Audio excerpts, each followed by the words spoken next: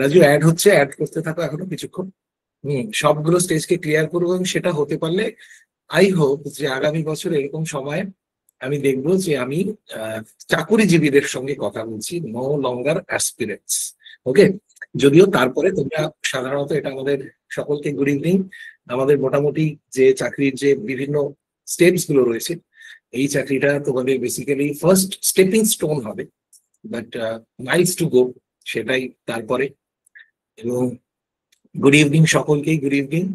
আমার এখানে I think অনেকে আমার পুরনো স্টুডেন্ট এবং অনেকে first time they are attending my class, সুতরাং দেয়ার আর সার্টেন প্রোটোকলস আমাদের রয়েছে, সেগুলোকে একটু ফলো করবে। Will start. আর একটু কয়েকজন জয়েন করুক।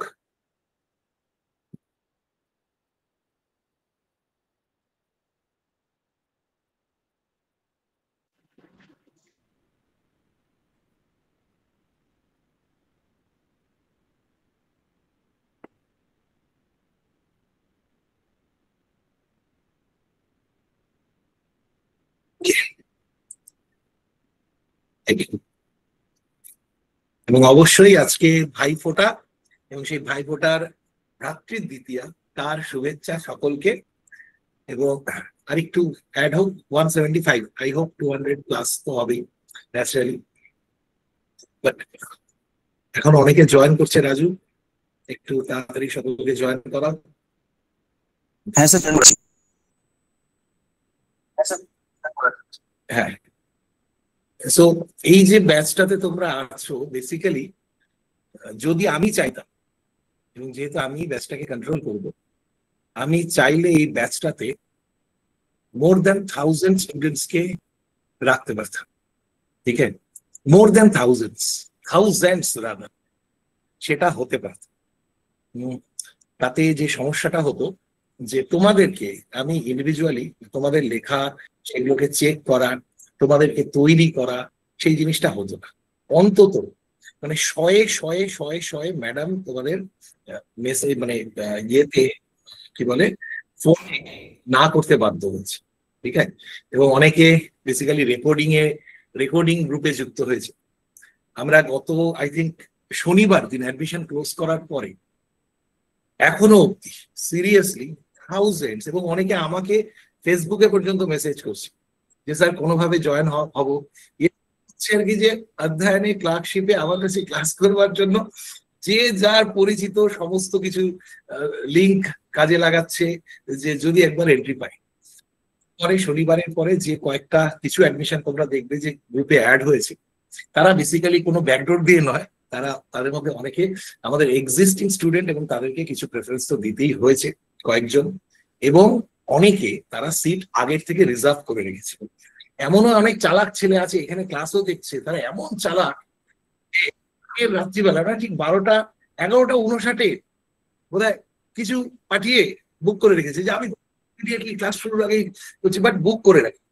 এবং ন্যাচারালি এরা পরবর্তীতে এদেরকে জয়েন করাতে হয়েছে। ফলে তোমরা 200-র পরে যে ইয়েগুলোকে দেখেছো, বেসিক্যালি পরে এন্ট্রি যারা আগের থেকে রিজার্ভ করে রেখেছিল। আদারওয়াইজ আমি কখনোই চাইনি যে আমার ব্যাচ 1-এ অ্যারাউন্ড 70 স্টুডেন্ট সেখানে রয়েছে, তোমাদের এখানে 200। দেখো, earning is not everything for অধ্যয়ন।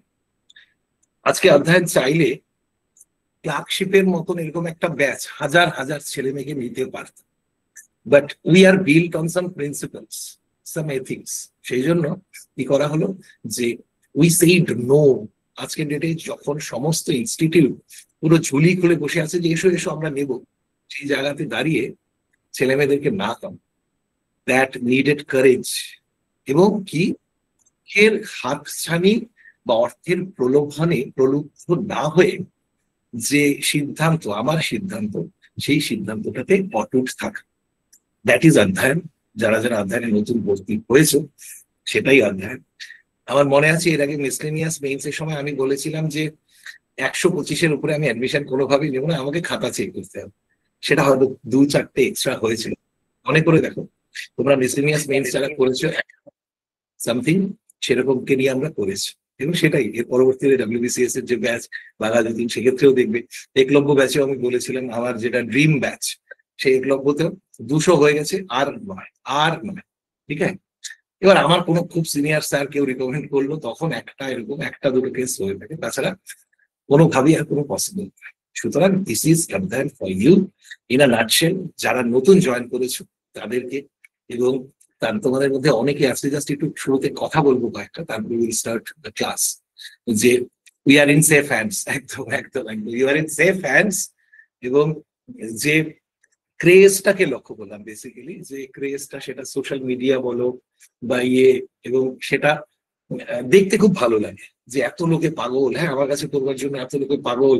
ঠিক আছে, তারা প্রত্যাখ্যাত হওয়ার পরে তাদের রিয়াকশন গুলো, এই জন্যই অধ্যয়ন আলাদা। Thank you. যারা চান্স পায়নি তারা পেয়েছে, তারা সত্যি লাগে। এবং তারপরে কি হয়েছে, যারা চান্স পায়নি তাদের মুখে দু একটা কটু কথাও পর্যন্ত শুনতে হয়েছে। বাট ওই যে বললাম যে ইউ ক্যানট স্যাটিসফাই। যে মার্ক জাকারবার্গের যে সিনেমাটা ছিল দ্য সোশ্যাল নেটওয়ার্ক, হ্যাঁ, তার যে লাইফ কে নিয়ে, ঠিক আছে, ডেভিড ফিনচারের ডিরেকশন একটা সিনেমা ছিল, তার ট্যাগ লাইনটা কি ছিল বলো তো? ট্যাগ লাইনটা একটা ওয়ান্ডারফুল ট্যাগ লাইন ছিল, যেটাকে তোমরা লাইফেও ইমপ্লিমেন্ট করতে পারো। হ্যাঁ, you cannot win a million friends without losing a few. ঠিক আছে, অর্থাৎ জাকারবার্গ তার লাইফে এই যে এত বড় এম্পায়ার তৈরি করতে, personally I don't admire him as a businessman, but he is one of the most successful businessmen in the world.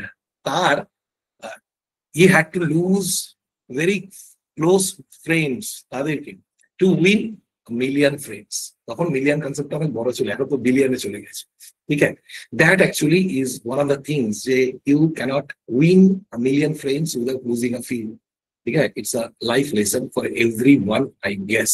সুতরাং কিছু কটু কথা, কিছু কিছু করার নেই, বাট আই ক্যানট, আমি আমার এই প্রিন্সিপাল থেকে তোমাদের খাতা চেক করতে হলে, কেন ইমাজিন 270টা 275টা খাতা আমাকে চেক করতে হবে? কেন ইমাজিন, তোমরা দেখবে 50টা খাতা চেক করার পরে কি অবস্থা হয়, সেখানে 275। আমাদের যে পুরো সিস্টেমটা, সেই সিস্টেমটা তারা কি করবে, এগুলোকে প্রিন্ট করবে। ঠিক আছে, প্রথমে তোমরা হোয়াটসঅ্যাপে পাঠাবে, তবে সেগুলো প্রিন্ট হবে, আমার কাছে আসবে, আর তারপরে সেই চেকড কপি গুলো আবার ওদের কাছে যাবে, ওদের আবার ওই নাম ধরে ধরে হোয়াটসঅ্যাপে পাঠাবে। So it's a very complex procedure. ঠিক আছে, কিন্তু উইল ডু, যে যে কয়জনকে আমরা নিয়েছি তাদের অন্তত খেয়াল রাখা। তোমরা আমার যে গ্রেডেশন গুলো যেগুলো পেতে থাকবে, সেটাকে সেটাকে বেসিক্যালি তোমরা যে গ্রেডেশন, আমি A++, A+ এরকম ভাবে খাতার মধ্যে কিছু কিছু রিমার্কস দিই। ঠিক আছে, মার্কস তো ঠিক আছে। কেউ আমার কাছে ক্লার্কশিপের ব্যাচ 1-এ, আমার ব্যাচ 1 রয়েছে, সেই ব্যাচ 1-এ বেসিক্যালি আমার কাছে 83-84 এরকমও হাইস্ট পেয়েছে 100। ঠিক আছে, সুতরাং competition is going to be very tough for all of you. ঠিক আছে, আগের বার 65 তোমার কাট অফ গিয়েছিলেন, এবার তার চেয়ে একটু কমই কাট অফ যাবে এক্সপেক্টেড। এখনো পরীক্ষা হয়নি, কাট অফের গল্প আসবে না, কিন্তু তাহলে মানে আমি ধরে চলছি যে তোমাকে ওই 65কেই ধরে আমি চলি, বা বেশিও বাড়তেও পারে, এত টাফ কম্পিটিশন।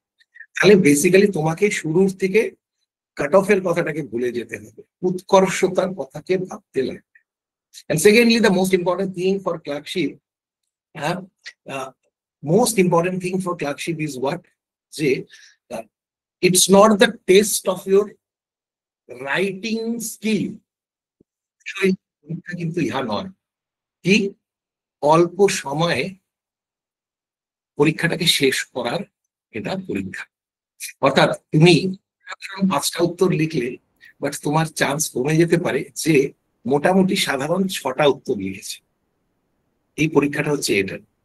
আমি যখন আমার ক্লাসকে তাদেরকে ফাইল চাই তাদের কাছ থেকে, what I expect from my clerks, আমার যতজন ক্লার্ক রয়েছে, ঠিক আছে, বা আমার জুনিয়র অফিসার, তারা যখন তাদের সেই ক্লার্কদের কাছ থেকে চায়, কি চায়? গুড ড্রাফটিং, নির্ভুল ক্রিস্প ড্রাফটিং। এই ঘটনাটা হয়েছে। সুতরাং I need to understand the scenario from the clerks perspective. ঠিক আছে, বা আমার যে জুনিয়র অফিসার তাদের কাছে ফাইল এলো, সেখান থেকে আমার কাছে ফাইনাল এলো, আমি আবার হায়ার অথরিটিকে পাঠাই। তাহলে what we just go through, সেই ক্লার্কটা কি বর্ণনা দিয়েছেন, ডিসিশন আমাদের।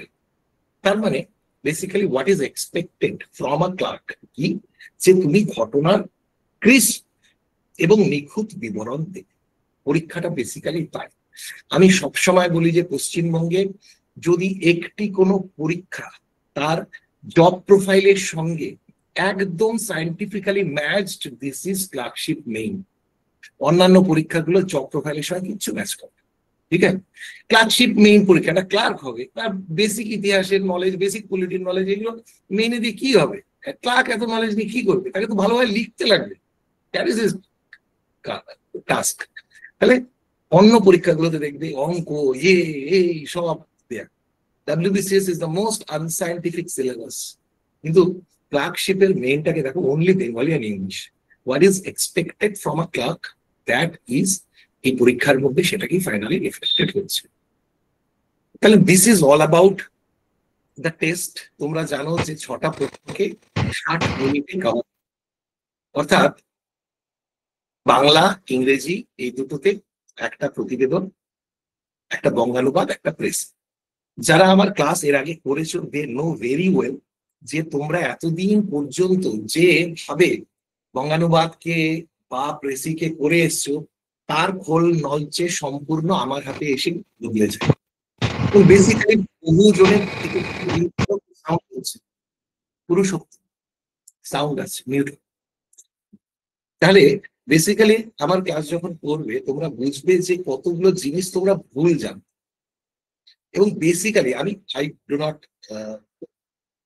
ক্রিটিসাইজ আদার্স, আমার ক্রিটিসাইজ করার দরকার নেই, ঠিক আছে? আমি ডেসক্রিপটিভ পড়ব বললে ছেলেমেয়েরা এমনিতেই আসে, so why to criticise others, rather I help others. মানে অন্য ইনস্টিটিউটকে এইবার এরকম ভাবে হয়েছে যে আই নো আদার ইনস্টিটিউট, তাদেরকে যে আমি দিতে পারছি না, should I recommend the students to you? I've asked, যে এরকম পর্যন্ত বলেছি যে শুড আই রেকমেন্ড দিস, কারণ আমি তো আর নিতে পারছি, ঠিক আছে? সুতরাং there is no question of criticizing others, but yes, YouTube is a very dangerous thing, যেক্ষেত্রে অনেক ভুল জিনিসকে শেখানো হয় এবং ছেলেমেয়েরা সেই ম্যাটেরিয়ালস গুলোকে দেখে, পড়ে এবং কি হয়, মিসগাইডেড। এবং পরীক্ষাতে যখন রেজাল্ট আসে না, তারপরে সিস্টেমকে ব্লেম করা, এই সমস্ত অনেক কিছু। But you have to learn the art of writing, which is a different thing. ক্লার্কশিপের ক্ষেত্রে সেই স্কোপটাকে খুব বেশি নেই যে তোমার লেখন শৈলীর বিরাট পরিচয় দেওয়ার, কিন্তু অ্যাটলিস্ট তোমাকে নিখুঁত ভাবে, নির্ভুল ভাবে এতগুলো উত্তরকে করতে হবে। So that itself is a big challenge. আমার ক্লাসের সঙ্গে, ডেসক্রিপটিভের ক্লাসের সঙ্গে যারা পরিচিত তারা জানে যে I do not use any tools, যে আমি এখানে একটা প্রেজেন্টেশন করবো, এই করবো, কিছু নেই। My own system is what, যে আমি তোমাদের স্যাম্পল রাইটিং দেব, সেটাকে আমি তোমাদেরকে বিশ্লেষণ করব, বিশ্লেষণ করে তোমাকে পড়ে শোনাব, ঠিক আছে? এবং আমি কি বলতে চাইছি, কেন এটা এরকম ভাবে লিখলাম, সবকিছুকে আমি এক্সপ্লেইন করব আমার এই অ্যানালিসিসের সময়, ঠিক আছে? সো দ্যাট তোমার প্রতিটা মুহূর্তে যেন ভুল ভাঙাতে পারি, যে তুমি কি ভুল শিখলে বা কি ভুল করতে, ঠিক আছে? একটা উদাহরণকে জাস্ট দিচ্ছি, বঙ্গানুবাদ। বঙ্গানুবাদ ইজ বেসিক্যালি, আমাদের ছেলেমেয়েরা যখন বঙ্গানুবাদ দিয়ে আমার একটা লেখা খুব জনপ্রিয় হয়েছিল, তোমরা যারা পড়োনি, রাজু আমার বঙ্গানুবাদকে নিয়ে একটা লেখা আছে, সেই লেখাটাকে পরে এদের গ্রুপে শেয়ার করে দিল। সেই বাংলা ভাষা শেখা, বাংলা লেখা শেখা, এরকম একটা কিছু লেখা, তার প্রথম পর্বটা বঙ্গানুবাদকে নিয়েছিল, পরবর্তীতে প্রেসি নিয়ে লিখেছি সারাংশ। এবার বঙ্গানুবাদে বেসিক্যালি তোমরা যে ভুলটা প্রথম থেকে করো, যে what you do, you start, তুমি শব্দ থেকে ওয়ার্ড টু ওয়ার্ড ট্রান্সলেশন করবার চেষ্টা করো। ফলে তোমার লেখায় কি হয়, যে ছন্দটা, আবেগটা, ভাবটা, that is lost in translation. তুমি একটা দুটো ভাষা, তাহলে তোমার ভাষার টোন, আমি সবসময় এই কথাটাকে বলি যে তুমি কি করো, এই যে আমি একটা আগের দিনে একটা ক্লাসে একটা উদাহরণকে দিচ্ছি, যে এটি অ্যাক্টার আছে, কি নামটা ভুলে যাই, কাপুর, কোন একটা কাপুর আছে, নামটাই ভুলে যাচ্ছে, কি কাপুর আছে জানি, সিনেমা টিনেমা করে, সেই তার, হ্যাঁ কি কাপুর একটা, নামটাই ভুলে যাচ্ছে, অভিষেক কাপুর না কি জানি কাপুর আছে, কি কাপুর, না না সঞ্জয়, অর্জুন কাপুর, অর্জুন কাপুর, ইয়েস ইয়েস, অর্জুন কাপুর। অর্জুন কাপুরের সে ভিলেনের পুরো একদম ক্লাইম্যাক্সেও তার মুখের এক্সপ্রেশন যেরকম, রোমান্টিক সিনেও তার এক্সপ্রেশন সেরকম, দুঃখের সিনেও তার ফেসিয়াল এক্সপ্রেশন সেম, কোনো পরিবর্তন নেই। ঠিক আছে, কোনো পরিবর্তন নেই। আমি আমার স্টুডেন্টদেরকে সবসময় বলি যে অর্জুন কাপুরের মতন অভিনেতা যদি বলিউডে এত বছর টিকে থাকতে পারে, তাহলে তুমি ডাব্লিউবিসিএস হবে না, এই শব্দটাকে আমি মানতে চাই না। তাহলে Arjun Kapoor, so always remember the example of Arjun Kapoor while you are writing something. একটা লেখার মধ্যে, যেগুলো আস্তে আস্তে তোমার সঙ্গে আমি শেয়ারও, একটা লেখার টোনটা হিউমারাস, আর তুমি ওয়ার্ড টু ওয়ার্ড ভার্বাটিং তুমি ট্রান্সলেশন করছো, এবং তা দিয়ে তুমি কি হলো, হয়তো লেখাটা ঠিক আছে, তুমি ট্রান্সলেশনটা ঠিক হয়েছে, বাট টোনটা ম্যাচ করবে না। অর্থাৎ তুমি একটা ফ্ল্যাট টোনে তুমি একটা সেন্টেন্সকে হয়তো বা কিছু ওয়ার্ডকে তুমি ট্রান্সলেশন করার চক্করে কি হলো, যে তোমার পুরো ট্রান্সলেশনের যে ছন্দটা, ট্রান্সলেশনের যে আবেগটা, দ্যাট ইজ লস্ট। তাহলে you will end up with a very ordinary number. কিরকম, সাপোজ তোমার 20-তে তুমি 10 পেলে, 11 পেলে, ইংলিশের ক্ষেত্রেও তাই, তাহলে 40-এ তুমি মোটামুটি 20 নাম্বার অলরেডি হারালে, 20-40-এ 20 নাম্বার হারালে, রেস থেকে এখানেই তুমি পেছনে পড়া শুরু। এবং সবচেয়ে সোজা, ছেলেমেয়েরা ভাবে যে ইংরেজির থেকে বাংলাতে বঙ্গানুবাদটা বোধহয় সবচেয়ে সোজা। Yes, it's the easiest part, কিন্তু সেটাকে ভালোভাবে লেখা অতটা সোজা কাজ নয়। তাহলে তোমরা প্রথম থেকে যেটাকে শিখেছো, আমি আরেকটা উদাহরণকে দিচ্ছি, যে I see on so many occasions যে স্টুডেন্ট কি করছে, পার্টিকুলার একটা শব্দ সে জানে না, ওই জায়গাটাকে ফাঁকা রেখে দিচ্ছে। মানে সে কিন্তু ভাবের অনুবাদটা না করে আক্ষরিক অনুবাদের চক্করে পড়েছে। ফলে কি হলো, যে একটা হিউমাঙ্গাস একটা শব্দ, সেই হিউমাঙ্গাস শব্দ করে পড়ে কি করলো, যে সে বেসিক্যালি ওই জায়গাটাকে ব্ল্যাঙ্ক রেখে দিয়ে চলে গেল। আর মাথায় এটা প্রথম থেকে ধারণা ছিল যে কি, যে সে তাকে ওয়ার্ড টু ওয়ার্ড ট্রান্সলেশন করতে বলা হচ্ছে। এর ফলে কি হলো, যে সে একটা ওয়ার্ড জানলো না, তার লেখার ওই ব্ল্যাঙ্ক রাখার জন্য আমি হলে তাকে অন্তত আরো 3 নাম্বার কাটবো, কারণ সে ট্রান্সলেশনের মানেই বোঝে। তাহলে এই জায়গাগুলোকে আমাদেরকে ধরতে হবে। যখন when we talk about precis writing এর সময়ও তোমরা বেসিক্যালি একটা ভুল পন্থাতে গিয়ে তোমরা প্রেসি, সেটা আমরা শিখবো যে how to write a proper precis, সারাংশ কিভাবে লিখতে হয় সেটা আমরা শিখবো এরপর। ঠিক আছে, বাট আবারও বলছি যে do not collect garbage from social media, do not collect garbage from social media, it's my honest request. মাথাকে পুরো ব্ল্যাঙ্ক করো, let me implant some knowledge there, সেক্ষেত্রে ঢোকানোর দায়িত্ব পাবো। ঠিক আছে, বাট এই মুহূর্তে তোমরা as if start as a novice, as if you don't know anything. এই জার্নিটাতে তোমরা শিখবে, ভুল করবে, আবার ফাইনালি জিতবে। That is our process. No book is needed, কোনো বই কিচ্ছু লাগবে না। কোনো বই এই কারণেই কিনতে লাগবে না যে there is no perfect book, okay. Maybe আজ থেকে 1.5 বছর, 1 বছর, 2 বছর পরে আমি বলবো যে ওই বইটা কিনো, কারণ ওই বইটা একমাত্র perfect book, because that book is going to be written by me. যতগুলো বইকে দেখেছি, I not recommend any book here, okay, because I've seen so many blunders, so many errors, so many mistakes in all the books available in the market, mostly written by অর্ধশিক্ষিত বা অতি শিক্ষিত মানুষদের দ্বারা। ঠিক আছে, সুতরাং এই বইটা তার জন্য আপাতত আমার কাছে পুরো করা, আমি করেই দেবো ক্লাসশিপের জন্য যা যা লাগে, এভরিথিং আই ডু। ঠিক আছে, আপনি কি স্টাডি মেটেরিয়াল দিয়ে দেবেন? অবশ্যই আমি সব স্টাডি মেটেরিয়াল দিয়ে দেবো। ঠিক আছে, বাংলার দিশারি ভালো বই নয়, ও যে কোনো পড়তে পারো, আমি বললাম তো যে ভালো যে কোনো বই, আমি I will not recommend any book, I'll just recommend 2 things, সেটা হলো যে এভরিডে নিউজ পেপার পড়াটাকে আমি তোমাদেরকে বলবো পড়তে, এবং সেটা কিভাবে পড়বে সেটা আমি তোমাদেরকে জানিয়ে দেব। So let's start with report writing. Bangla প্রতিবেদন একটা কিভাবে লিখবে, আমি 2টো রিপোর্টকে তোমাদের সঙ্গে আজকে শেয়ার করব। আবারও বলছি যে ফার্স্টে তুমি রিপোর্টের ছন্দটাকে বুঝবার চেষ্টা করো। রিপোর্টটাকে সম্ভবত আমি এর আগে একবার করিয়েছি অন্য কোনো ব্যাচে, কিন্তু তারপরে রিপোর্টটা, সেটা আমি কখনো করাইনি। প্রথম রিপোর্টটা তোমাদেরকে রিপোর্ট শেখানোর জন্য, and that is not specific for clerkship, আবারও বলছি, it's not specific for clerkship, ঠিক আছে? এটা একটা report, how to write a proper report, সেই ফরম্যাটটাকে আমার জানি। এরপর আবার বললাম স্পেসিফিক ফর ক্লার্কশিপ, কেন? কারণ দুটো রিপোর্টের মধ্যে পার্থক্য হলো, একটা তুমি কোনো লম্বা পরীক্ষাতে, তুমি করতে পারো যে মানে লম্বা, যেখানে সময় বেশি থাকছে, that is the one thing. আর সেকেন্ড হচ্ছে যে ক্লার্কশিপের জন্য তোমাকে কিভাবে ইম্প্রোভাইজ করতে হয় সেটা। তাহলে একটা দিয়ে তুমি শিখবে, আরেকটা দিয়ে লিখবো, that is the style that you have to follow. So we start. এটা অনেকে শোনা লাগতে পারে, হয়তো আমি একলব্য বা কোনো একটা, আমার এক্স্যাক্টলি মনে নেই।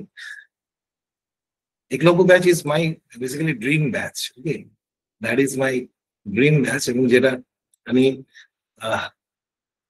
জাস্ট আ সেকেন্ড,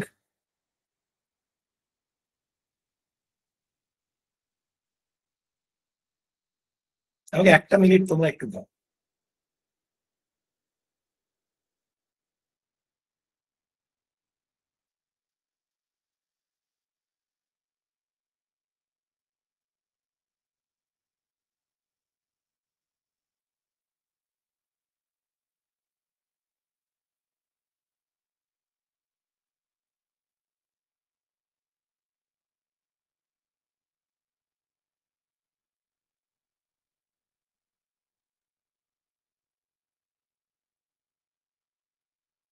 দেখো, আর ইউ অল রেডি? সকলে ready? Yes, sir. Yes, sir. Okay, very good. Yes, sir. জোরে বলো ইয়েস স্যার। আজকে হ্যাঁ, পুরো স্যার। জোশটা Yes, sir. Yes, sir. Yes, sir. Ready, sir. Okay, ready. So let's start with the first report. This is not clerkship specific report. আবারও বলছি, clerkship specific report আমরা এর পরে করব। নেক্সট রিপোর্টটা আমাদের ক্লার্কশিপ স্পেসিফিক রিপোর্ট। এই রিপোর্টটা কেন করাচ্ছি? বিকজ দিস ইজ একদম classical report writing in Bengal. So what I will do, যে I'll read it once. তোমরা চুপ করে, ইটস ইউর রেসপন্সিবিলিটি ইজ, যে মাঝখানে হাত তোলা, এই লেখা সেই লেখা, এগুলো কোনো দরকার নেই। চুপ করে জাস্ট শোনো, এক্সপ্লেনেশন আমি করছি once my reading is over. আর আমার লেখাকে যখন আমি পড়ি, তখন I expect you to do one thing, just চোখটা বন্ধ করবে, অ্যাজ ইফ তুমি খবরের কাগজ নিয়ে পড়ছো আর আমি তার পাঠক, আমি পাঠ করছি, ঠিক আছে? মানে তুমি পাঠক, আমি পড়ে শোনাচ্ছি, ঠিক আছে? ওই ফিলিংটা দিয়ে তুমি চোখ বুঝে, অ্যাজ ইফ অডিও বুক শুনছো কিছু, হোয়াট এভার, সেরকম ভাবে তুমি শোনো। তারপরে এর যে মুন্সিয়ানা, কিভাবে অ্যানালিসিসটা, সেটা আমি করবো, so that you can learn. And this is not a clerkship report for clerkship. Clerkship specific report আমি এর পরে টানছি, দুটোই বাংলা, রাইট? ক্লার্কশিপে সাধারণত আমাদের কি ধরনের রিপোর্ট চাওয়া হয়? কোনো সমস্যা, মোস্টলি যদি দুটো রিপোর্টও দিয়ে থাকে, একটা তোমার সমস্যা কেন্দ্রিক রিপোর্ট থাকে। I will provide you a list, যে কি কি সমস্যা কেন্দ্রিক এরকম রিপোর্ট রাইটিং তোমার কাছে চাওয়া হতে পারে। I do not provide any suggestion, once again, ঠিক আছে? আমি সাজেশন দেব না, বাট আমার যেগুলো মনে হয় যে ইউ শুড ডু ইট, তাহলে তার মধ্যে দুটো রিপোর্ট রাইটিং আজকে আমরা করতে চলেছি। একটা কি, শহরে ট্রাফিক এই ব্যবস্থা নিয়ে একটা রিপোর্ট, যেটা আমি ক্লাসিক্যালি রিপোর্ট রাইটিং এর ফার্স্ট স্টেপ হিসেবে দেখাই এই রিপোর্টটাকে। আর দ্বিতীয় যেটা ক্লার্কশিপের জন্য, যে শহরে ক্রমবর্ধমান জঞ্জালের সমস্যা, এই নিয়ে আরেকটা, ওইটা ক্লার্কশিপ স্পেসিফিক, এইটা রিপোর্ট রাইটিং শেখানো। So let's start, close your eyes, feel it, ঠিক আছে? আমার ভয়েসে তুমি একটা রিপোর্টকে শুনছো। ট্রাফিকের নাজেহাল মানুষ, উদাসীন প্রশাসন। দীর্ঘদিন ধরেই ট্রাফিকের বারবারন্তে প্রাণ ওষ্ঠাগত আপামর শহরবাসীর। ক্রমবর্ধমান গাড়ির সংখ্যাও এ শহরে নতুন নয়। চারপাশের পর্যটন কেন্দ্রগুলির প্রবেশদ্বার হিসাবে বহিরাগত গাড়ির সংখ্যাও অবনতি। সেই সঙ্গে তাল মিলিয়ে বাড়ছে টোটো, অটো সহ অন্যান্য যাত্রীবাহী যান সংখ্যা। কিন্তু সেভাবে সড়ক প্রশাসনের কোনো কাজ গত এক দশকেও প্রশাসন না নেওয়ায় স্বভাবতই নাজেহাল অবস্থা শহরবাসী। ট্রাফিক সংক্রান্ত অনেক আইন থাকলেও সেসবকে বুড়ো আঙুল দেখিয়ে দেদারসে চড়ে বেড়াচ্ছে বহু অবৈধ গাড়ি। পরিবহন দপ্তরের তথ্যানুসারে এই শহরের লাইসেন্স নবীকরণ ছাড়া চষে বেড়াচ্ছে অন্তত কয়েক হাজার 4 চাকার গাড়ি। পরিবেশ দপ্তরের আইন মাফিক কার্যকরী মেয়াদ পেরোনো গাড়ির সংখ্যাও কম নয়। আর এসবের খেসারত দিতে হচ্ছে সাধারণ মানুষকে। বাইক গাড়ির দাপটে পথচারীদের অবস্থা শোচনীয়। অনেক আগে বেরিয়েও ট্রাফিক জ্যামের চক্করে সময় মতো স্কুল, কলেজ বা অফিসে পৌঁছতে পারছেন না বহু মানুষ। অ্যাম্বুলেন্স বা অন্যান্য জরুরি পরিষেবাও ব্যাহত হচ্ছে প্রতিনিয়ত। সড়ক দুর্ঘটনা তো নিত্য নৈমিত্তিক ঘটনা। এত কিছুর পরেও বিশেষ হেলদোল নেই প্রশাসনের। বিভিন্ন দপ্তরের কর্তারা এর দায় একে অপরকে চাপিয়েই সারছেন। নাম প্রকাশে অনিচ্ছুক পরিবহন দপ্তরের এক পদস্থ আধিকারিক জানালেন, রাস্তাঘাট চওড়া না হলে এ সমস্যার সমাধান মেলা মুশকিল। শহরের পুরপিতা জানালেন, এই সংক্রান্ত আইন বলবৎ করতে প্রয়োজন আরো বেশি ট্রাফিক পুলিশের। পুলিশ সুপারের কথায় তারাই বর্ধিষ্ণু ট্রাফিকের মোকাবিলায় কোনো ফাঁক রাখছেন না, যদিও পুরসভা বা অন্যান্য দপ্তরের উচিত শহরের রাস্তাঘাটকে আরো চওড়া করা। এই চাপা উত্তরের মাঝে আদৌ কি সমাধান হবে এই সমস্যার? কবে স্বস্তিতে শ্বাস নেবেন পথচারীরা? উত্তর খুঁজছে এই অভাগা শহর।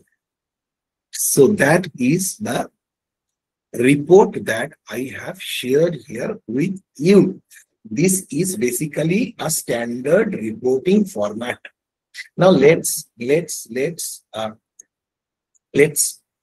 intersect it. Let's do an analysis.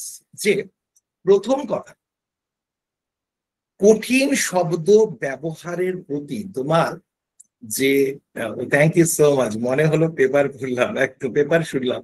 Thank you so much, thank you so much. অনেক ভালোবাসার সাইন দেখলাম, গিভস মি এনকারেজমেন্ট যখন তোমরা এরকম ভাবে অ্যাপ্রিসিয়েট করো। Even the best one also needs appreciation. ঠিক আছে, তাহলে বেসিক্যালি থ্যাংক ইউ, তোমাদের এখন ভালোবাসার এটাকে পাচ্ছি। So nice of you. Now let's do the analysis. যে সেরা স্যার সেরা অনির্বাণ, ওকে ওকে, দেখো প্রথম কথা, and the first thumb rule, আমি এত বড়কে পড়ালাম ক্লার্কশিপে, তোমার এত বড় লেখার সময় পাবো, আবারও বলছি, সেটার জন্য তো আমি এরপরে আবার দিচ্ছি আরেকটা। ঠিক আছে, তাহলে এই লেখাটাকে আমি যদি দেখি, প্রথম থাম্ব রুল কি? 11 আউট অফ 10। আরে বাপ, প্রথম থাম্ব রুল কি? যে what is the first thumb rule? কি? যে ইউ সি বিরাট কোহলি যখন তার ফর্মে খেলে, লাস্ট দুদিনে 0 আছে, ঠিক আছে, যে but that doesn't take away সে যা করে গেছে, ঠিক আছে। কিন্তু বিরাটকে বেসিক্যালি তুমি ওই টি20 উদ্ভট শট গিয়ে দেখবে না। ইভেন পাকিস্তানের সঙ্গে টি20 ওয়ার্ল্ড কাপে যখন সেই ওই ম্যাচ চলছে, এগিয়ে এসে স্ট্রেটের উপর দিয়ে ছক্কা টেকনিক্যালি 100% কারেক্ট। ঠিক আছে, কেন? তাহলে বিরাট এত flamboyant cricketer, but he doesn't use any flashy shots. তা সত্ত্বেও তার ওয়ানডে ক্রিকেটে 14,000-এর উপরে run. What is the essence এই স্টোরিটা? যে ফ্ল্যাশি জিনিসগুলোকে বর্জন করো। কেন? যদি তুমি একটা ক্লাসিক্যাল স্টাইলকে থ্রু আউট রাখতে পারো, একদম থ্রু আউট যদি রাখতে পারো, আমার কোনো সমস্যা নেই তোমার সেই লেখার প্রতি। কিন্তু একটা কঠিন শব্দ ব্যবহার করে পরে আবার সাধারণে অবনমন, তাহলে বোঝা যাচ্ছে যে you are actually influenced by jargons, difficult ওয়ার্ডস।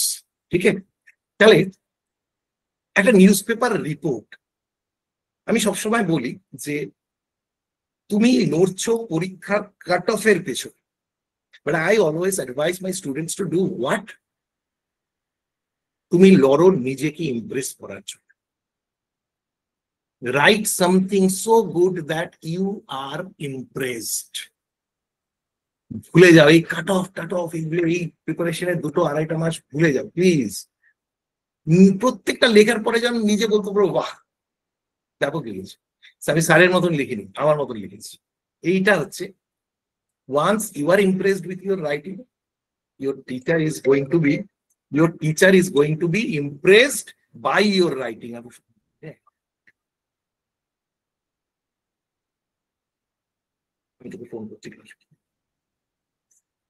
বললাম unless তুমি, that is your primary task. Most of the students তারা কি করে, they want to impress the teacher first because they are chasing the cutoff. When the miscellaneous exam was over, main porikha, I was expecting calls from, I was receiving calls from all my students.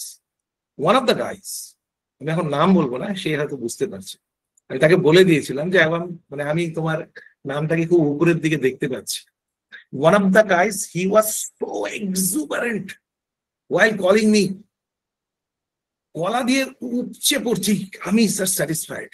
আর মানে পরীক্ষা cut off পাচ্ছি টাচ্ছি এগুলো না, তার আনন্দটা উৎফুল্লতা কি যে আমি ভালো লিখেছি, that is the satisfaction, I am impressed. So that is the primary goal if you want to clear any exam, যে whether you are impressed by your writing or not, that is the thing, that is your quest.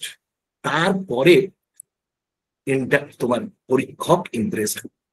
এই যে আমি লেখাটা পড়লাম, লেখাটা পরে আমার মনে হলো যে আমার লেখা, yes I am impressed with my writing. ঠিক আছে, এখানে আমি সাহিত্য লিখছি না, খবরের কাগজের লেখা করছি। যে খবরের কাগজে যে লেখাটা পড়ে তোমার মনে হয় কি হলো, তাহলে একটা নিউজ পেপার রিপোর্টার কি করছে, একটা পাঠককে আনন্দ দিচ্ছে। সে পাঠক যদি আনন্দ না পায়, একটা ডাইরেক্টর একটা সিনেমা প্রডিউস করছে, সিনেমা ডাইরেক্ট করছে, সে নিজেই আনন্দ পাচ্ছে, সিনেমা চলবে না, দর্শক দেখবে না। অবশ্য আজকাল এরকম সিনেমাও চলে, যদি আমার কোনো বক্তব্য নেই। হ্যাঁ okay okay, so that is the condition. তাহলে তুমি পাঠকের সঙ্গে পাঠককে একাত্ম কিভাবে করতে পারবে, হোয়াট ইজ দ্য টেকনিক, যে তোমার সঙ্গে পাঠক একাত্ম হবেন কি করে? দেখ, তুমি কঠিন কঠিন ভাষার প্রতি নিজের ইয়েটাকে ছেড়ে দাও, ফ্যাসিনেশনটাকে ছেড়ে দাও। এই যে দেখো, আমি কতগুলো শব্দকে ব্যবহার করেছি, আমি টেকনিক্যাল পার্টসটাকে পরে আসছি। দেখো, দেদারসে চড়ে বেড়াচ্ছে, দেদারসে। আজকাল আনন্দবাজার বা বেশ কিছুদিন, গত 25-30 বছর ধরে আনন্দবাজারের স্টাইল হচ্ছে এই ধরনের শব্দগুলোকে। ঠিক আছে, এশারত তেশারত এগুলো তো ঠিকই আছে। ঠিক আছে, তাহলে হেলদোল, ঠিক আছে, কাজ সারছেন, ওকে, তাহলে চাপান উত্তর, এই শব্দগুলো this are basically the words যেটা পাঠককে, লেখক বা প্রতিবেদক পাঠককে নিজের সঙ্গে একাত্ম করে দেয়। তুমি এখানে ওষ্ঠাগত, ঠিক আছে, নাজেহাল, দেদারসে, ঠিক আছে, বুড়ো আঙুল দেখিয়ে, খুব রিস্কি হলে কাঁচকলা দেখিয়ে, দিস আর দ্য ওয়ার্ডস। এখনকার নিউজ পেপার সেই আগের মতন বিশাল সেই ইয়েতে চলে না। তাহলে তুমি basically what you have been learning, সেটা হচ্ছে আজ থেকে 50 বছর আগেকার রিপোর্টিং ফরম্যাটকে তুমি শিখেছো। তাহলে সেই রিপোর্টিং ফরম্যাট আজকের ডেটে কতজন মানুষ সেটাকে অ্যাপ্রিসিয়েট করবে? তাহলে আজকে আমাদের যে রিপোর্টটা ছিল সেটা কি বেসিক্যালি কি, সেটা হলো বেসিক্যালি বন্ধ করো তোমাদের আওয়াজটা, তাহলে মিউট করো।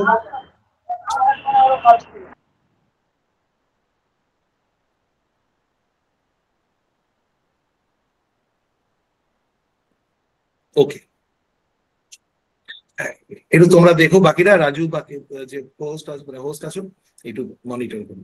ওকে, সো আমি তোমাকে ক্লার্কশিপে একটা প্রবলেমকে নিয়ে রিপোর্ট লিখতে বলা হচ্ছে, আর তুমি খেই হারিয়ে ফেলছো যে কোন টেমপ্লেটে তুমি একটা রিপোর্টকে লিখবে।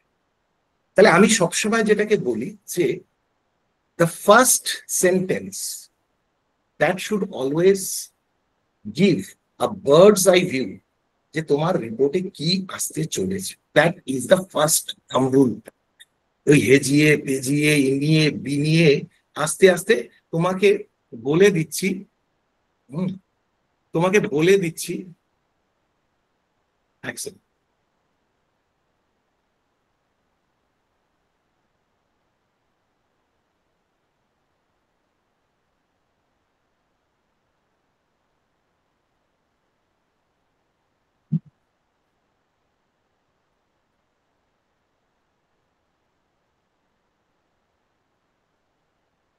হুম,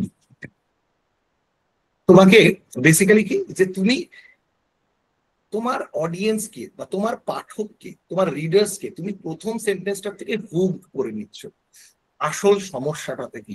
তাহলে এবার দেখো যে রিপোর্টটাকে আমি বললাম, দীর্ঘদিন ধরে ট্রাফিকের বারন্তে প্রাণ ওষ্ঠাগত আপামর শহর বাসী। তাহলে এই একটা শব্দ বেসিক্যালি তোমাকে পুরোপুরি কি আসতে চলেছে সেটা তোমাকে বলে দিল, ঠিক আছে। সো দিস ইজ বেসিক্যালি, ঠিক আছে। তাহলে ফার্স্ট লাইনে তুমি এই শব্দটাকে আনতে আমরা কি করি, অনেক সময় আসল শব্দকে বা আসল কিওয়ার্ডস গুলোকে আমি আনি অনেক কম।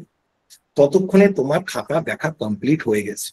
তোমরা মূর্খের স্বর্গরাজ্যে বসে আছো, স্বর্গরাজ্যে যদি এই কথাটাকে ভেবে থাকো যে এক্সামিনার এই ক্লোজ টু 90,000 খাতা এগুলোকে খুঁটিয়ে খুঁটিয়ে করবেন, নো।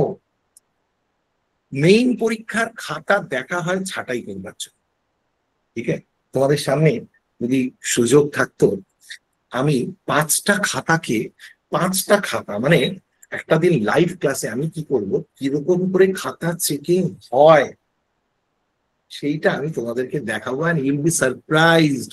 তোমরা যে বিশাল আশা নিয়ে বসে আছো যে পরীক্ষার হলে যে গুল খিলিয়ে আসবে, এবং সেটার জন্য এক্সামিনার বসে আছে যে কখন তোমার সেই সেই অসাধারণ লেখা তার হাতে যাবে এবং সে তার জীবনে সব সময় ব্যয় করে ওই লেখাকে পড়বে। They don't have that much time. তাহলে তুমি এই সমস্ত হেজিয়ে নিয়ে বিনিয়ে করতে করতে সে তোমাকে মার্কস দিয়ে দিয়েছে। তাহলে what you have to do, your writing has to be very very presentable, ঠিক আছে। অনেকের লেখা আমি পাই কন্টেন্ট ভালো, কিন্তু মনে হচ্ছে আরশোলাকে কালির মধ্যে চুবিয়ে খাতার উপরে ছেড়ে দেওয়া হচ্ছে। বাবু সে হয়তো নিজেই দুদিন পরে নিজের লেখাকে বলতে পারবে না, পরীক্ষার হলে গিয়ে সে ভাবে লিখে এসছে।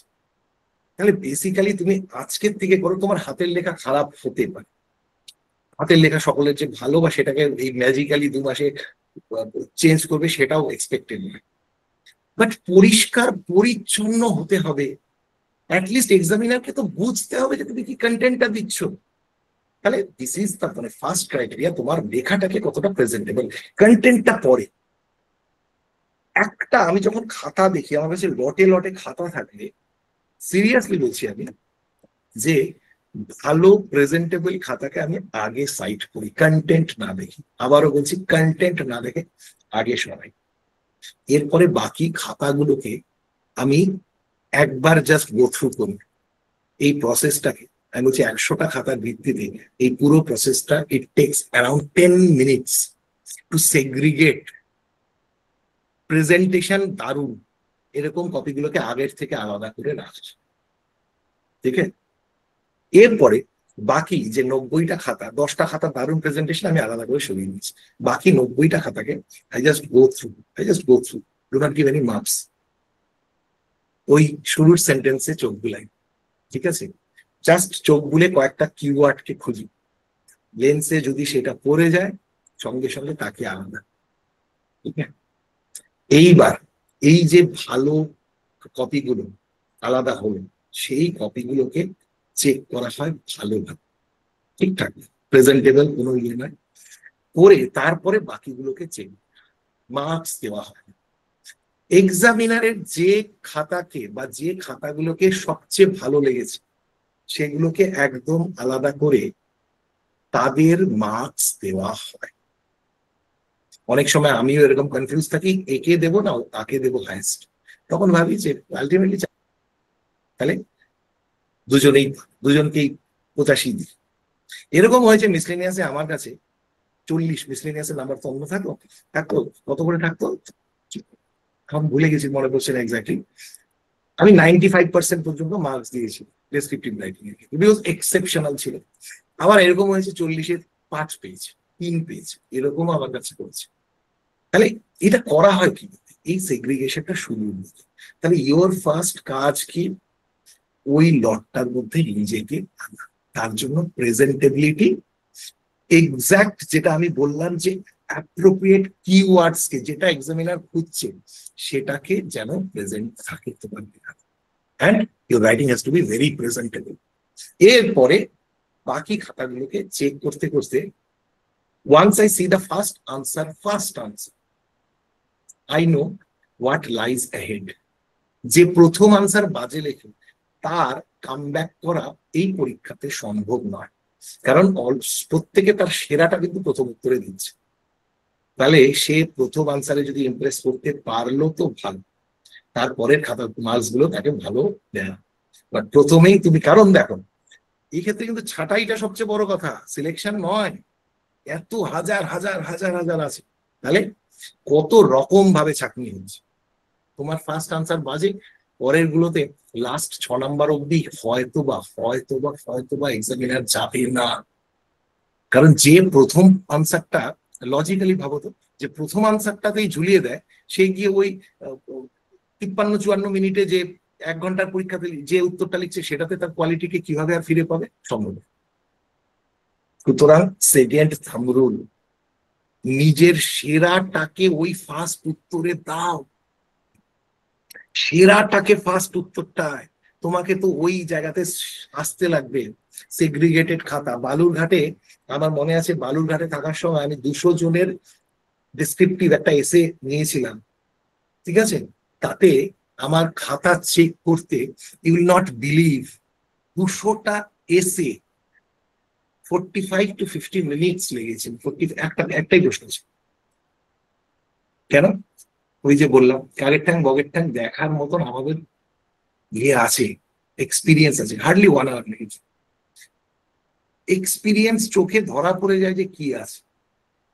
তাহলে তুমি এই 6টা প্রশ্নের মধ্যে প্রথম প্রশ্ন গিভ ইউর বেস্ট, পরের গুলো তো বেস্ট তো দেবেই, বাট আবারও বলছি নিজেকে প্রথমটাতে নাম্বার ওয়াইজ আনসার দিতে হয় না। যে কোনো কোয়েশ্চেন বলছে এগুলো সব এক এক করে টেকনিক্যালি আসবে, যে give your best in the first answer, ঠিক আছে? তাহলে পরিচ্ছন্নতা, তারপর হচ্ছে বেস, এবং এই যে বললাম যে বুড়ো আঙুল দেখিয়ে দেদারসে, ঠিক আছে?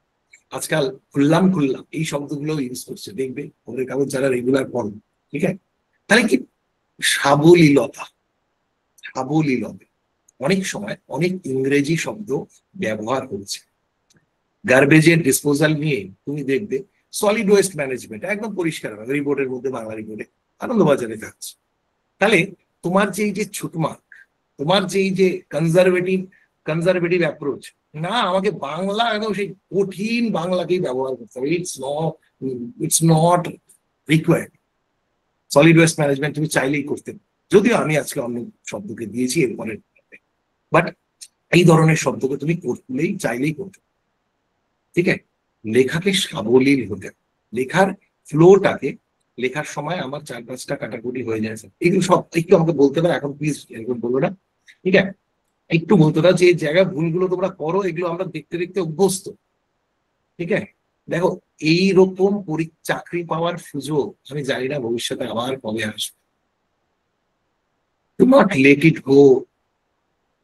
নিজের কিছু ভুল চিন্তার জন্য বা প্রপার প্ল্যানিং এর অভাবের জন্য এই অপরচুনিটিকে, গোল্ডেন অপরচুনিটিকে হাতের সামনে থেকে জিতে দিও না, ঠিক আছে? মানে ছোট্ট ইনফরমেশন দিয়ে রাখি, আরেকটা এরকম পরীক্ষা, সিট প্রচুর কম কিন্তু সবচেয়ে সোজা পরীক্ষা। যারা ডাব্লিউবিসিএস প্রিপারেশন আছে তাদের চাকরির জন্য যদি সবকিছু ঠিকঠাক ভাবে চলে, 11ই জানুয়ারি ডাব্লিউবিএসএসসি গ্রুপ সি পরীক্ষা হলেও হতে পারে বলে একটা খবর আছে। ঠিক আছে, এটা এখনই তুমি বাইরে এরকম ভাবে বলো না যে এই তো আমি স্কুপ নিউজ পেয়ে গেছি, ঠিক আছে, এই তো খবর পেয়ে গেছি। বাট এটা আবার তোমাদেরকে বলে রাখলাম, সম্ভাব্য 18 তারিখ গ্রুপ ডি, এটা হলেও হতে পারে, ভুল হতে পারে, আই মে বি রং। আমি বলছি যে আমি ভুল হতেই পারি, কোনো ব্যাপার না, বাট প্রিপারেশনটা অন্তত তোমরা সেইভাবে নেওয়া শুরু করে দিও। ঠিক আছে, ক্লার্কশিপের পাশাপাশি ওইটাকেও কিন্তু রেখো, কারণ that is also very easy exam. এরপরে দেখো যে আমি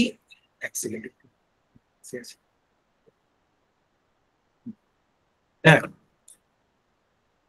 যখন অ্যাকচুয়ালি বাড়িতে থাকলে, জলপাইগুড়িতে থাকলে শুরু হয়ে যায় ফোন আর কি, সব বন্ধুরা ফোন করবে। হ্যাঁ, আমাদের আড্ডা স্থলে চা খেতে খেতে ধোঁয়াই তো চায়ের পেয়ালায় চুমুক দিতে দিতে আড্ডা হবে আর কি, বাইকে করে যাও এই। হ্যাঁ, সাইমালটেনিয়াস অ্যাপ্রোচ নিয়ে হয়ে গেল, একদম একদম, এগুলো আমি বলে দেবো কিভাবে টাইম ম্যানেজমেন্ট সব বলবো। আমার কাছে আছো যখন, তাহলে সমস্ত প্ল্যানিংই করবো। তাহলে বেসিক্যালি এইটাই যে সাবলীল। নেক্সট তুমি আসছো হচ্ছে কন্টেন্টের। এতগুলো প্যারামিটার পেরিয়ে তুমি কি কন্টেন্ট কে লিখছো, that now is the most important factor. কন্টেন্টের ক্ষেত্রে একটা প্রবলেম কি, তুমি দেখো যে আমি একটা টেমপ্লেট কিভাবে সাজাই, আই হাউ টু অর্গানাইজ, একটা সমস্যাকে নিয়ে প্রতিবেদন লিখছো, what should be your ideal approach. Your introduction should give a bird's eye view of the entire problem. Problemটা কি? Explain it in the first beginning para or sentence.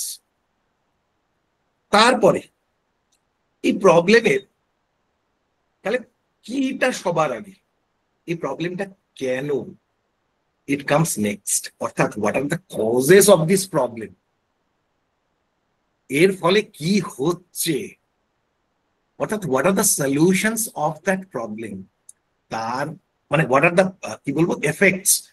তাহলে what is the problem, what are the causes of the problem, next what are the effects of the problem, next your suggestion.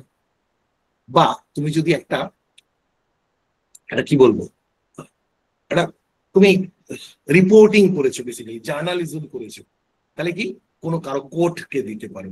ক্লার্কশিপে এত কম space থাকে যে এক্ষেত্রে আমি বলবো যে court দিয়ে না দিলেও পারো, কোনো অসুবিধা নেই। আমি হয়তো তোমাদেরকে বলবো যে কোর্ট তুমি দাও, ঠিক আছে, মানে দু একটা ক্ষেত্রে আমি কোর্টকে দেব, কিন্তু যদি তোমরা পুরোটা ডিপেন্ড করছে তোমার অ্যাভেলেবিলিটি অফ টাইমের উপর।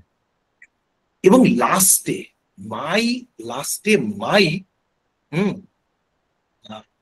সলিউশন কি, যে তুমি কি করবে, তুমি বেসিক্যালি তোমার এই যে একটা ক্লাসিক্যাল ক্লাইম্যাক্স দেয়, এই চাপানুতরের মাঝে আদৌ কি সমাধান হবে সমস্যার, কবে স্বস্তিতে শ্বাস নেবেন পথচারীরা, উত্তর খুঁজছে অভাগা শহর। অর্থাৎ দিস ইজ ওয়ের তুমি তোমার পাঠকের সঙ্গে একটা যোগসূত্রকে স্থাপন করছো, পাঠককে ভাবাচ্ছ। এতক্ষণ তুমি রিপোর্টিং করছিলে, এবার তোমার ফিলোসফি ইজ এক্সপ্রেসড। তাহলে হাউ টু বি ডিফারেন্ট, হ্যাঁ, winners do not do different things, they do things differently. তাহলে তুমি কি করলে, বাকিদের মতন ওই ফ্ল্যাটকে শেষ করলে না, বা একটা কমেন্টকে দিয়ে শেষ করলে না, তুমি তোমার পাঠককে ভাবিয়ে শেষ করবে। উত্তর খুঁজছে এই অভাগা শহর। তাহলে বেসিক্যালি তুমি এই প্রবলেমের যে এই শহরকে একটা চরিত্রের মতন তুমি দেখাচ্ছ, এবং তার ফলে কি হলো, তোমার পাঠক তোমার সঙ্গে একাত্ম হয়ে পুরো জিনিসটাকে অনুধাবন করছে। এরপর তুমি আবার যবে লিখবে, তখন তোমার লেখা পড়ার জন্য, যেরকম করে আমরা ছোটবেলাতে আনন্দবাজারে গৌতম ভট্টাচার্যের প্রতিবেদন পড়ার জন্য মুখিয়ে থাকতাম, পরবর্তীতে গৌতম ভট্টাচার্য নিজের স্টাইলকে চেঞ্জই করতে পারে। গৌতম ভট্টাচার্য যখন আজকের ডেটে ক্রিকেট রিপোর্টিং করে, he was a great cricketer reporter, but he was আজকের ডেটেও উনি ওই পুরোনো স্টাইলটাকেই কিন্তু দিয়ে চলছে। দ্যাট ইজ দ্য রিজন আজকে ডেটে গৌতম হচ্ছে যে লেখা তোমার সেই বাপি বাড়িজার স্টাইলে অতটা সুপাঠ্য হয় না। তাহলে আজকের জামানাতে কিভাবে তোমাকে লিখতে হবে, জেনজি না কি বলে না আজকাল তোমরা, তাদেরকে তারা যদি পাঠক হয় তাহলে তোমাকে জামানার এই পরিবর্তনের সঙ্গে তাল মিলিয়ে রিপোর্টিং করতে হবে। বাট দ্য গ্রেভিটি এইটাকে তোমাকে মাথায় রাখতে। তাহলে আমি মোটামুটি বেসিক আলোচনাগুলোকে করি। এবার তুমি বলবে স্যার এত তো কিছু হলো, আপনি যেটা বললেন সেটাতে তো প্রায় 200 ওয়ার্ডের উপরে আছে, ক্লার্কশিপের তাহলে কি রিপোর্টিং? এইবার আরেকটা ছোট্ট রিপোর্টিং তোমাদেরকে শেয়ার করছি, সেটা হলো কি যে শহরে ক্রমবর্ধমান জঞ্জালের সমস্যা, এই নিয়ে একটা প্রতিবেদনকে তোমাকে লিখতে হবে। তাহলে লেটস ডু দ্যাট। এইবার দেখো আমি টেস্ট ম্যাচ থেকে T20 ম্যাচে চলে এলাম, বাট টেকনিকটা ইজ সেম। তার ফলে কি হলো, T20তেও এসে স্ট্রেট ডাইভে এগিয়ে এসে 6, তাহলে সেম জিনিসটা নাও ক্রিস্পিয়ার ভার্সন।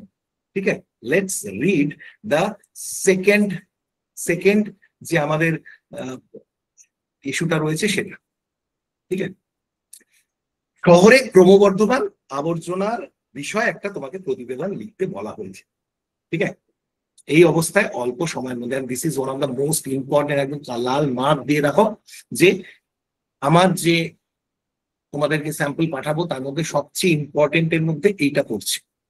ঠিক আছে, শহরে ক্রমবর্ধমান আবর্জনার সমস্যা নিয়ে একটি প্রতিবেদন লিখুন। এইটাতে কিন্তু আমি আবার আগের মতন অত আমার স্পেস নেই, পরিধি নেই, 10 মিনিটের মধ্যে আমার লেখা হচ্ছে। তাহলে কিরকম জঞ্জল, আমার হেডলাইন, জঞ্জালে বিধ্বস্ত শহর, হেলদোলহীন প্রশাসন,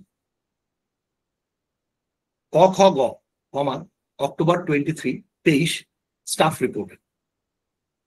এবার শোন, এর ইংরেজি ভার্সনটা আমি করিয়েছিলাম কিন্তু অন্ডারস্ট্যান্ড। এক সময় ক খ গ শহর তার অকৃত্রিম সৌন্দর্য আর পরিচ্ছন্নতার জন্য রাজ্যব্যাপী পরিচিত থাকলেও পুর প্রশাসনের অবহেলা আর সাধারণ মানুষের উদাসীনতায় সেই কৌলিন্য বহুদিন আগেই হারিয়েছে। জঞ্জালময় এই ঘিঞ্জি শহরে নাগরিক সচেতনতার অভাব, যেখানে সেখানে অবাধে আবর্জনা ফেলা, অনুন্নত নিকাশি ব্যবস্থা, অপ্রতুল বর্জ্য প্রক্রিয়াকরণ, সমস্যা অবনতি। এর ফল আখেরে ভুগছে এই শহর আর তার শহরবাসী আর তার মানুষজনই। বিভিন্ন ভেক্টর বাহিত রোগের প্রাদুর্ভাব, বৃষ্টি হলেই এক কোমর জল জমে যাওয়া, পর্যটন ব্যবসায় মন্দা, সবকিছুই যেন এই অপরিণাম দর্শিতার ফল। প্রতিটি ওয়ার্ডে অবিলম্বে বাড়ি বাড়ি জঞ্জাল সংগ্রহ, উন্নত বর্জ্য প্রক্রিয়াকরণ ব্যবস্থা চালু করা, নাগরিক সচেতনতা বাড়াতে ব্যাপক প্রচার। পুরো প্রশাসনের সামনে দায়িত্ব প্রচুর, কিন্তু আদৌ কি পুরকর্তাদের হেলদোল আছে? উত্তরের অপেক্ষায় আপামর শহরবাসী। সো দ্যাটস ইট, একদম ছোট্ট clerkship, this is clerkship special. প্রথমটা আমরা কি শিখেছিলাম?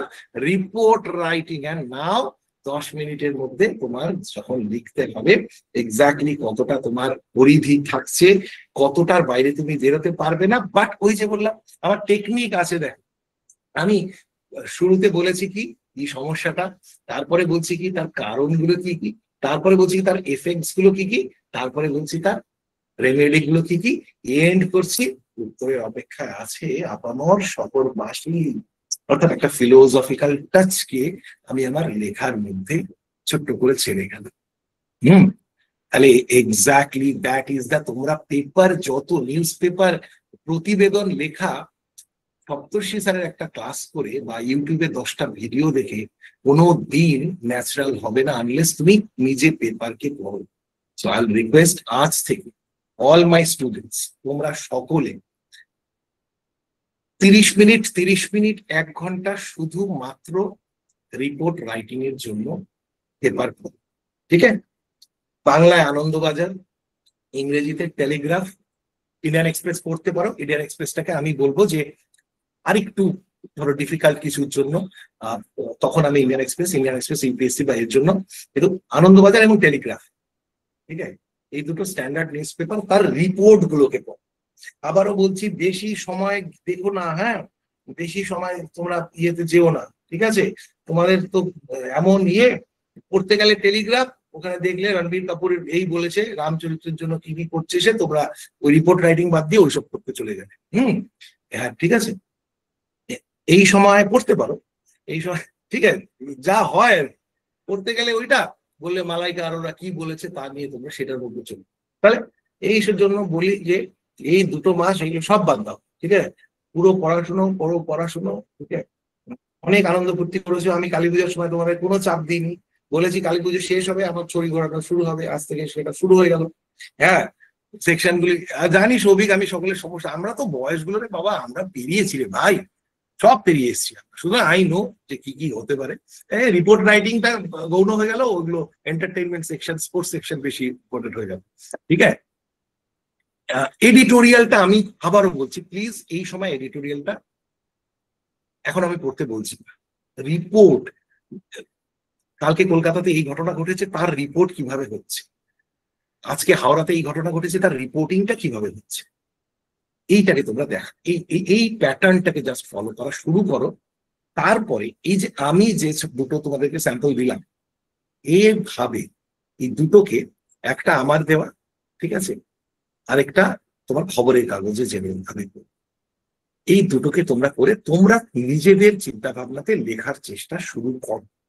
আর যেটা বলবো যে আমি মুখস্থ বিদ্যাতে তোমাদের কখনোই যেতে বলবো না, বাট অনেকে বলে যে স্যার আমার খুব দুর্বল এই, তাদের জন্য একটা উপায় হচ্ছে যে আমি যতগুলো লেখাকে দেব, যতটা পারো সেটাকে মনে করার চেষ্টা, যতটা, বিশেষ করে ইংরেজিতে অনেকের দুর্বলতা থাকে, আমি চেষ্টা করছি যতটা সম্ভব আমি তোমাদেরকে করিয়ে নিই।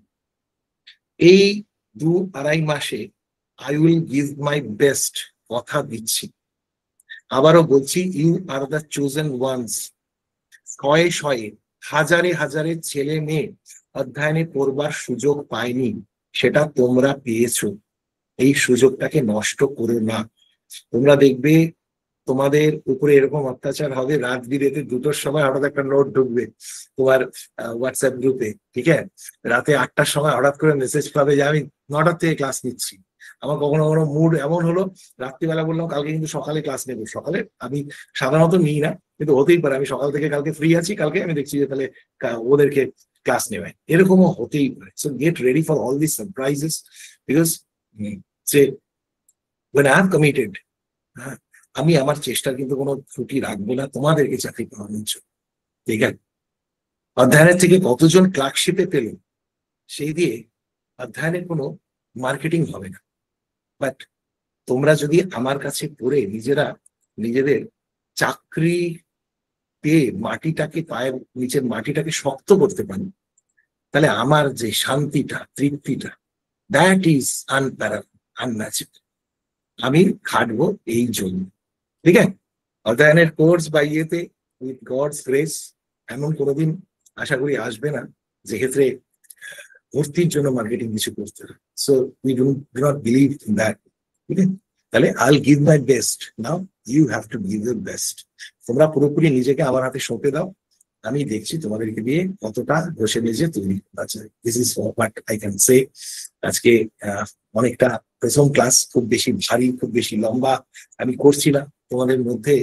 আমি আগামী পরশুদিন কলকাতা যাচ্ছি, পরশু এবং তরশু 2 দিনে আমি কলকাতাতে থাকছি। কেউ আমার সঙ্গে দেখা করতে চাইলে কলকাতাতে আসতে পারো, রাজাবাজারে আমাদের সেন্টারে, সেখানে দেখা হবে।